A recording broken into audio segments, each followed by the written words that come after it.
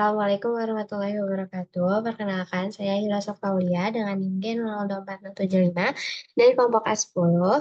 Video ini dibuat sebagai tugas pengganti praktikum pertama, yaitu tentang diencephalon dan truncus cerebri, cerebellum et medulla spinalis.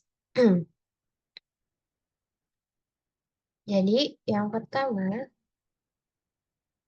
dari embriologi encephalon.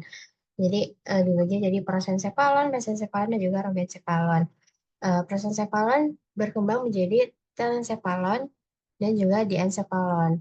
Telencephalon membentuk cerebrum. Lalu uh, mesencephalon eh, dia tetap menjadi mesencephalon ke midbrain. Lalu robencephalon berkembang menjadi pons, cerebellum, dan juga medulla oblongata. Cerebellum ini uh, robencephalon dibagi jadi metencephalon dan juga melencephalon. Nah, cerebellum ini termasuk ke metencephalon, sedangkan medulla oblongata ini termasuk ke melencephalon. Nah, masuk ke cerebellum. Cerebellum ini terdiri dari dua hemisfer, yaitu dextra et sinistra, dipisahkan oleh visceral longitudinalis cerebri dan dihubungkan oleh corpus callosum. Nah, cerebrum ini tersusun atas korteks cerebri yang terdiri dari gyrus dan juga sulcus atau viscera. Jadi gyrusnya ini adalah penonjolannya, sedangkan sulcus ini yang cekungan yang ke dalamnya. Nah, beberapa sulcus yang penting dari cerebrum ini ada sulcus centralis, yaitu yang membagi lobus frontalis dan juga parietalis. Lalu ada sulcus lateralis atau silvii. Ini yang membagi lobus temporalis dan juga frontalis. Lalu ada sulcus parieto-occipitalis yang memisahkan lobus parietalis dan juga lobus occipitalis. Lalu yang seperti yang disebutkan tadi, cerebrum ini dibagi jadi lobus-lobus yang memiliki gyrus spesifik. Nah, yang pertama ada frontalis, gyrusnya yaitu presentralis, area motorik primer. Gyrus frontalis superior, medius, dan juga inferior. Lalu lobus parietalis, ada gyrus postcentralis, area sensor primer, parietalis superior, dan juga inferior. Lobus temporalis, gyrus temporalis superior, medius, dan inferior. Lobus occipitalis, gyrus occipitalis superior dan inferior. Lobus limbicus dan juga lobus insularis ini biasanya kurang kelihatan, tapi termasuk menjadi lobus-lobusnya. Lobus limbicus ini gyrus cinguli, gyrus parahipokampalis, area subkalosa, dan juga hipokampus. Lalu untuk lobus insularis terletak di dalam sulcus lateralis dan tersembunyi dari permukaan luar. Lalu masuk ke area Brodmann. Area Brodmann ini adalah zona-zona korteks berdasarkan fungsinya dan juga strukturnya. Nah, ada area 4. Area 4 ini untuk motorik primer, yaitu letaknya di gyrus presentralis. Area 1, 2, 3 itu sensor primer di gyrus postcentralis. Area 6 untuk motorik sekunder. Area 43 untuk gustatorik. Area 44 dan 45 Broca atau bicara motorik. Area 22 wernicke Warnik, yaitu pemahaman bahasa dan juga auditori sekunder. Area 41 dan 42, auditori primer. Area 17, visual primer. Area 18 dan 19 adalah visual sekunder. Lanjut ke kapsula interna dan proyeksi serabut. Jadi kapsula interna ini terdiri dari crus anterius, ya antara nucleus caudatus dan juga lentiformis. Lalu ada crus posterius, yaitu antara thalamus dan juga lentiformis. Dan ada genon, jadi titik belok antara keduanya di sini. Nah, terus ada juga yang disebut corona radiata. Dia menyebar dari kapsula interna ke seluruh korteks. sama radiatio optika, serabut visual dari talamus ke korteks sel. Jadi ini adalah jalur penting untuk serabut aferen dan juga eferen. Masuk ke komisura. Jadi komisura ini ada yang menghubungkan dua hemisfer tadi. Ada corpus callosum, anterior, posterior, hippocampus, fornicis, dan habenalorum. Terus untuk asosiasi ini yang menghubungkan antar bagian dalam satu hemisfernya. Itu ada contohnya fasciculus inclinatus, cingulum, longitudinal superior, dan juga inferior. Masuk ke ganglia basalis. Ganglia basalis terdiri dari nucleus caudatus, lalu ada nucleus lentiformis, corpus amygdaloideum, dan juga ostrum. Nah, fungsi dari ganglia basalis ini menjadi kontrol gerak, tonus otot, dan juga koordinasi motorik. Jadi lebih ke pergerakan motorik. Terus ada diencephalon. Diencephalon ini berisi talamus, hipotalamus, epitalamus, dan juga subtalamus. Di talamus ini relay dari semua sensorik kecuali penciuman. Nah, nukleus penting ada di anterior, medialis, lateralis, dan juga posterior, termasuk corpus geniculum lateral atau medial. Lalu di hipotalamus ini eh, kontrol dari fungsi otonom dan juga endokrin. Lalu di epitalamus, epitalamus ada pineal body dan juga habenular nucleus, dan juga di subthalamus mengandung nukleus subthalamus yang berkaitan dengan ganglia basalis. Next, masuk ke trunkus cerebri, cerebellum et medulla spinalis. Nah, trunkus cerebri ini eh, terdiri dari tiga, mesencephalon, pons, dan juga medulla oblongata. Mesencephalon ini dia memiliki eh, pedunculus cerebri yang menjadi jalur serabut motorik dari korteks. Nah,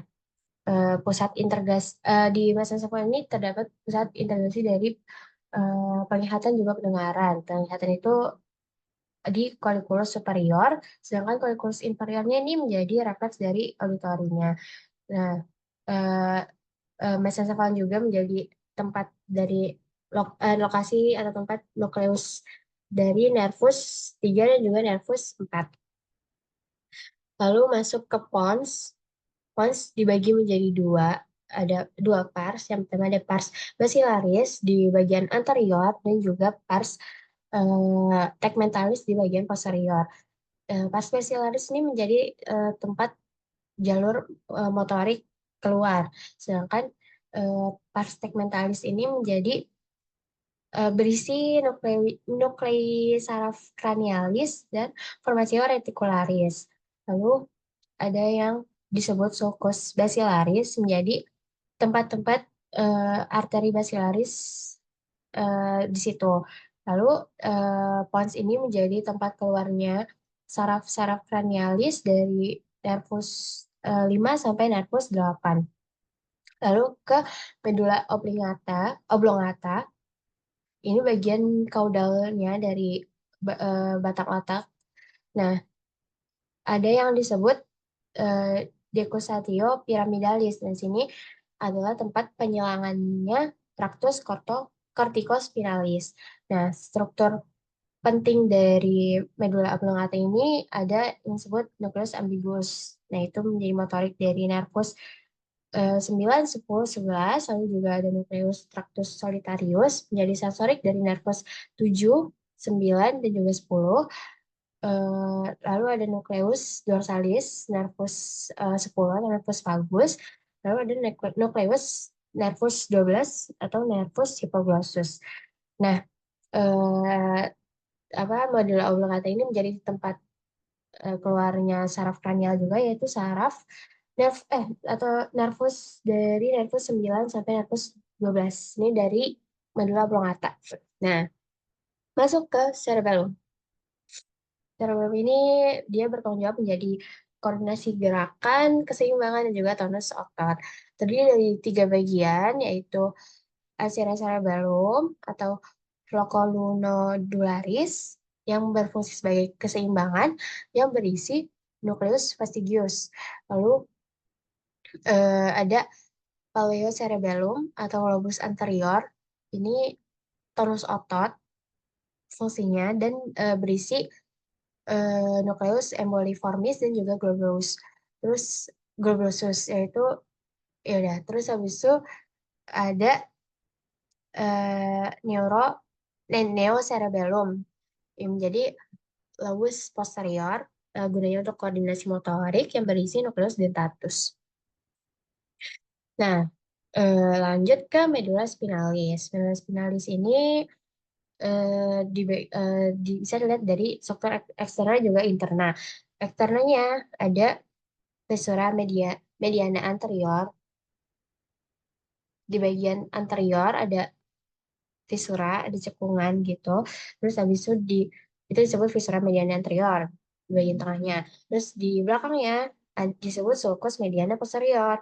Terus lalu ada yang disebut sulcus anterolateralis itu di mana menjadi tempat keluarnya radix anterior menjadi motorik. Lalu ada sulcus posterolateralis itu sebagai tempat masuknya radix posterior yang menjadi sensorik. Lalu ada struktur internalnya ada substansia alba dan juga substansia grisea. Nah, substansia alba ini terdiri atau dibagi menjadi funiculus anterior yang bagian depan, posterior di bagian belakang dan juga lateral. Di sini saya lupa masukin uh, preparatnya.